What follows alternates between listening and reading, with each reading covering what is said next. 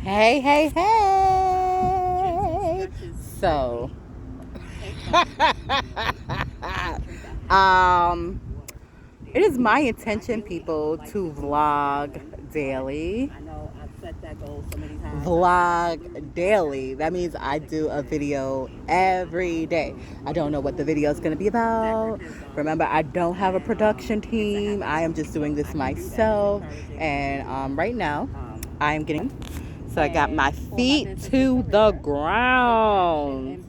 Now you're going to have to Google earthing and see the benefits, all right? All I can tell you is that it's good for you. That's good for you, and that is good for you too. Oh, yes, you see that? Clear sky out here in nature. Breathing. Me talking in the background. That's me completing my homework. That's me completing my homework. And yeah, I'm excited, people. There's a lot of things that are just like whoosh, busting open for me, and I'm just like a deer in the headlights. Like, really, God? Wow.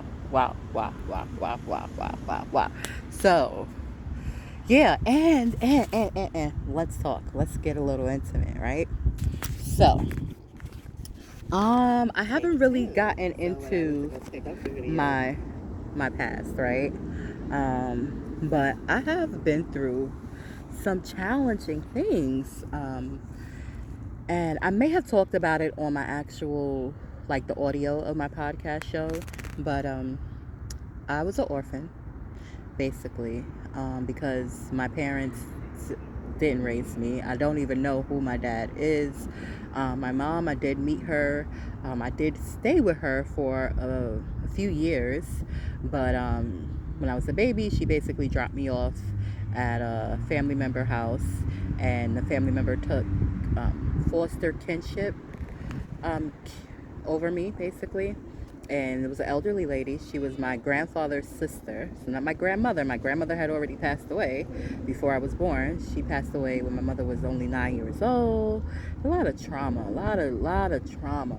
So much trauma that I am currently working through, you know, and just discarding and evolving past and growing past.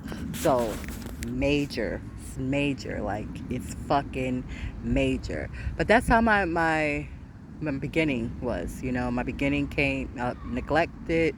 My great aunt who raised me, she was very disciplinarian, and on top of her being very disciplinarian, you know, coming from the South, old school, so I got a lot of butt whoopings, a lot of them. She decided in her 70s that she was going to become religious. Before then, she was a goddamn old gangster in the number hall. But I didn't live with her during those times. But, you know, once you a G, you always a G. Especially if you're an old G. You'd be 70. You'd be a G for 69 years. And at the age of 70, decide, I'm going to go with Christ. And she didn't even go with a regular Christ. She didn't even go to the regular church. She went to the Jehovah's Witness faith. So that was just more on top of what the oppression as a child that I went through, more on top of it, because not only was I just not allowed to be brilliant, because my brilliance was slapped and beat, you know, even if it wasn't in a nasty tone. I couldn't say just certain brilliant shit. It was taken as if I was trying to be nasty. This is coming from, again, OG lady, you know, that came from the South and was about that life, you know, for a large part of her years. You know, her nickname was Blady May. That was her nickname, okay? She was slicing and dicing motherfuckers, okay? So, anyway, she kept tight reins on me, and the religion didn't allow me to celebrate even the day I was born for many years. It wasn't until at the age of 11, well, I think I was 10 going on 11, and she was like, you got to get out of my house because I'ma hurt you. Like the gangster was coming out. I think she probably would have hurted me, you know. She'd beat me with all type of stuff. Big ass silver spoons, her canes, her silver canes and stuff. Like, I got beat with a whole bunch of stuff. Belts, extension cords, all type of stuff, right? And I would scream and holler. Yes, BCW came multiple times. By the time they asses showed up, the whelps were gone, okay? And I remember being stripped down to my damn panties and looked for marks and stuff on me. I had a childhood, and I didn't tell you the location. The location was Marcy Projects. So on top of the stuff that I went through in the household, oh, look at that bird, I also fought a lot. Didn't like to fight, but I was good at it, and so I did it because people was always talking shit, and because I was in the hood of the hoods, you know, that's how you earned your respect, by whipping people's ass, you know. So that's what I did until I moved around and learned that there were better ways to resolve your conflicts. That's why I'm so against violence today. I think moving around and seeing different ways of life is important for any child, you know. But anyway, I ended up at 3 elementary schools. Now, academically, I was brilliant. I was at the top of the class. I was at the top of the citywide, like we're talking New York City, top of the citywides, you know. I was very athletic until I had an accident, which again, that was trauma on top of the trauma, okay. But I used to run track, and I used to get medals for that, and I used to get awards for my academia, and I was in a class called Talented and Gifted. If you're from New York City, you know what that means. So, you know, at school, I felt really good about myself, you know. But other places, I lacked self-confidence and things of that sort for many, many years because of that trauma. You know, I just developed behaviors to deal and navigate, you know. So now I'm 10. I go live with my birth mom until I was about 13, so about 3 years. And we moved around at least 3 times those 3 years. She ended up going to an area that was mixed, meaning that it wasn't just hood. When I first moved with her, she was in Harlem, same mode of operandi as Brooklyn, okay? It's the hood. People don't know you, they're gonna test you. You gotta knock a motherfucker out for them to respect you, okay? That's how the mode of operandi was, you know, me as a child growing up in the 90s in the 5 boroughs. So, you know, I just got one good ass whooping in over there in Harlem though, because they jumped me in Harlem. They jumped me a few times in Brooklyn too, but Harlem, I want to say, was the worst, because I remember the day, I will never forget the day. I was at the park minding my business, 4 swings, right? I'm on one swing, 3 girls come in there. They want me to get up off my swing. It was a skinny girl, a little girl, and I was always kind of large for my size. I'll show you what I look like so you can see me. You know, I ain't a lightweight. I ain't a lightweight, okay? I ain't a lightweight. So I've always been a thickums, you know, even at, I think I was 11 by that time. Even at 11, I was a thickums. And so I was tall, you know. Of course, I stopped growing by a certain age, but I was tall. And the girl that was my age, she was short. And then the slim girl, she was about my height, but she was older than me. She was like a teenager. And then they had a chubby one with them. Not quite sure. I think the chubby one was a teenager too. So the little one came up to me and she's like, "You gonna get off that swing?" You know, I guess she thought she had her 2 cousins, sister. One was her cousin, one was her sister. She had her cousin and sister with her. She could punk me. But I wasn't a punk. I'm from Marcy, bitch. Like, this is where I get the knuckles in. So, you know, and I was never ever a troublemaker. I was the one that was fighting bullies throughout my whole period of fighting motherfuckers physically, okay? I went after the bullies. I went after the motherfuckers who were bigger than other motherfuckers, because I was bigger than other motherfuckers too. Now come see me. Right? That was my attitude. So anyway, I'm not getting off the swing, you know. I'm paying no mind. I kept swinging. La la la. I'm gonna ignore her ass. It's just like, if I hit you, you gonna hit me back? How you ask somebody a question? You know we were kids. Hell yeah, I'm gonna hit you back. Well, if you hit me back, my sisters are gonna jump in. I don't give a fuck. I already sized them up. Fuck it. We gonna go for it. Yo, when I tell you I held it, I held it. I held it. I held them 3 bitches down to the point I was just like, okay, I'm bored now. I'm going to just go home, okay? Literally, no lie. So now I'm walking home. This is on Bradhurst Park on 100. I had to be on, we lived on 146 in Bradhurst. This was like maybe like on 150th in Bradhurst inside of the park. So I'm walking home and shit like that. Now the skinny girl, I specifically remember she had on a little skirt and clogs. Now if you know anything about Harlem, Bradhurst Park runs from Edgecombe 145th to 155th between Edgecombe and Bradhurst. And they have like these mountains in there, right? That's gonna come into play afterwards, right? So I'm walking, right? And as I'm freaking walking, I'm like now from 150th to 146, so just 4 blocks, you know. Something tell me to turn around when I'm at 147th. So I turn around at 147th. When I turn around at 147th, when I tell you it was at least 20 motherfuckers behind me, it was at least 20 motherfuckers behind me. No lie, okay? It was boys and girls, and the one that was leading them was the skinny one that had the clogs on and the little skirt. And I had Jerry curl. I had Jerry curl in the 90s. Right at the corner of 147th and Bradhurst, there was like an abandoned building that had this big ass opening. It basically you could fall in the bitch if a motherfucker pushed you in it, right? So right there, right, she came up behind me, she grabbed my Jerry curl, and my ass grabbed the pole, okay? Because I was like, I saw the hole, I saw 20 of them, I was like, I'm not going in that hole, I'm about to hold on to this shit right here. And all 20 of them motherfuckers, the girls, the boys, all of them, they got on me real good. And then a lady came out like 20 minutes later and disrupted it. And she was like, come here. So I came to her. They all dissipated, went back down the block or whatever, because they was from 150th and Bradhurst.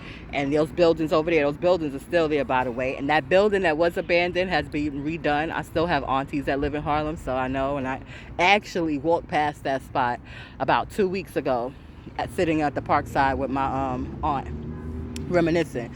But anyway, my mother's sisters. So anyway, the lady called me. She's like, I saw what they did. Where you live at, baby? And she take me in her house. She lived in the building right next to my mom's. So my mom lived in 86 Bradhurst, and she lived in 88 Bradhurst.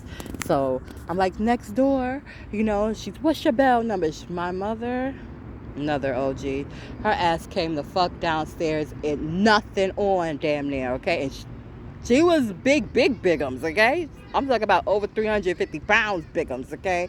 She came downstairs, no shoes on, in a nightgown, and not a nightgown like an old lady nightgown, okay? Because my mother was fairly young. She came downstairs with her big juicy behind and a sexy nightgown. It was like, who did what? Car, show me who these motherfuckers was. So now we walking back to the park, right? She's like, I'm gonna line all those motherfuckers up and you gonna whip every one of their ass, right? So she's coming, she pick up a bottle, she cracked the bottle open. I'm like, oh, it's about to go down. We get to the park, they see her, she's coming, they like, oh, they had to feel her and see her. I told you she was large. Feel her, see her, they like, oh shit. She's like, this is for any motherfucking adults. If they feel like they want to get in the middle of it, we're gonna line all the motherfuckers up. So the boys and the girls, the majority of them are climbing up the mountain. They see us coming and they are running away. They see us two coming and they are running away, okay? They are running up the mountain, and the girl with the clogs on was at the base of the shit. She couldn't get up there because of the shoes she had on. And my mother is like, get your ass down here. Tell her, all you motherfuckers get down here. That's what she telling, right? So my mother screaming and shit. All of y'all get down here. All of y'all line up. My daughter about to whip all of y'all asses one by one. And the girl is like, I fought your daughter already. They ran. They gone. They on Edgecombe. They gone. They ain't even on Bradhurst Avenue no more. They done ran up the hill. My mother is talking to the girl with the clogs on, and she like, The girl like, I already fought her already. My shirt is all ripped up and shit. My hair looking all wild and crazy. I had no titties then, mind you. I was IBTC until I got pregnant, okay? That's when I got a little bit of boobage. But until then, I had none whatsoever. So, anyway, the girl's like, I fought her already. I fought her already. My mother was like, you didn't do that to my daughter. You did not do that to her. I know you didn't do that to her.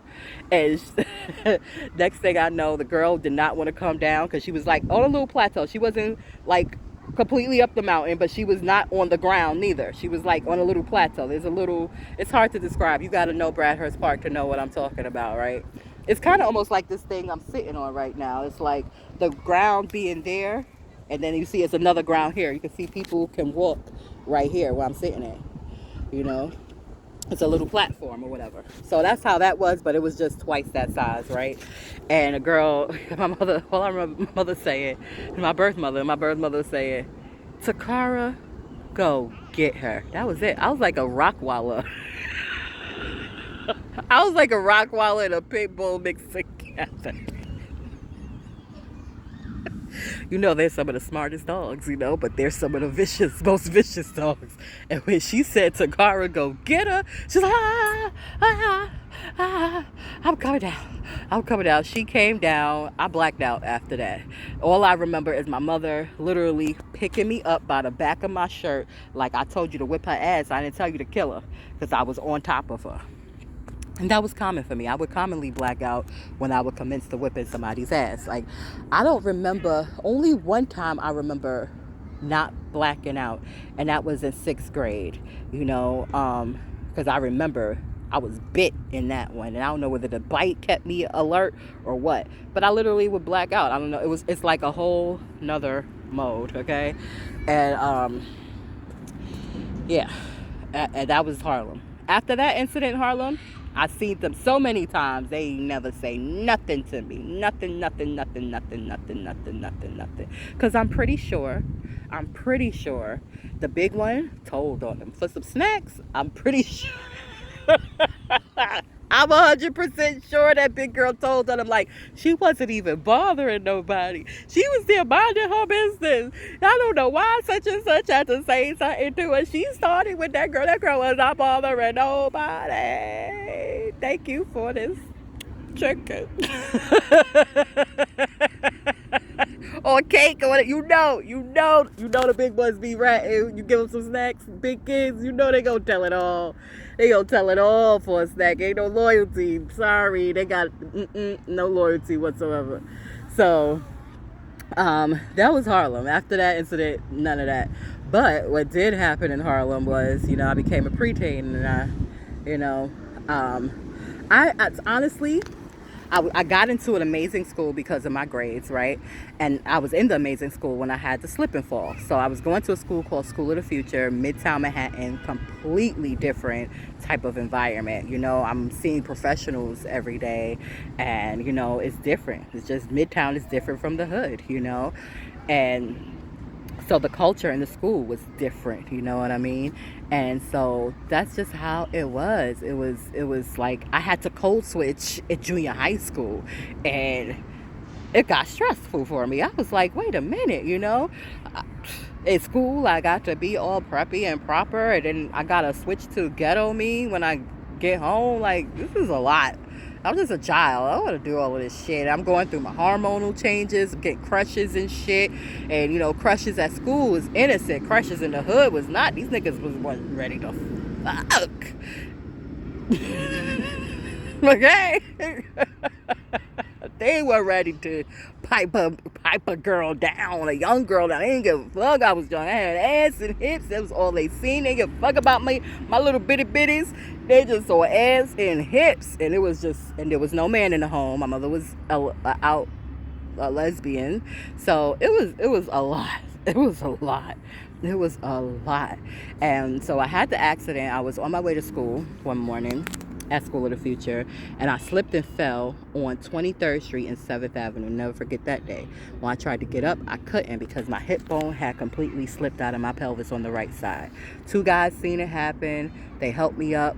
I kind of like held on to the pole a little bit, And it's just amazing how things synchronize, because a cop car came like less than 2 minutes. A cop car had turned the corner, and they stopped the cop car. The cop car put me inside of it. They took me to St. Vincent's Hospital, which doesn't even exist anymore, which is creepy, right?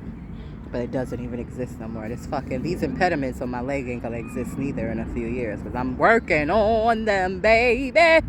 But yeah, they took me to the hospital. They did emergency surgery the same day. Was it St. Vincent's?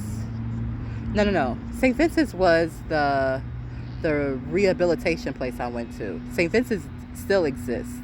They're not a hospital. They're a rehab/foster care agency, which at that time I was out of kinship because I was with my birth mother. But I ended up going into foster care, and they ended up being the foster care agency for me. What was the hospital? St. Luke's? I want to say it was St. Luke's. I would say my friend could remind me, because she gave birth at the hospital, but she ain't my friend no more. So I don't even remember the name of the shit. But anyway, that hospital don't exist no more. It's just crazy, like how hospitals get shut down in Manhattan. Beyond me. But that's what it is. And so they put the screws in my hip, and then about 3 months in, they were like, oh, the screws are in. And I was in a wheelchair. I had to literally learn how to walk again. They said the pin on the right side, they put a pin on the left side because they said that one had slipped slightly. Who knows if that was even accurate? You know, they might have just did it because I was black. And oh, what happened to the phone?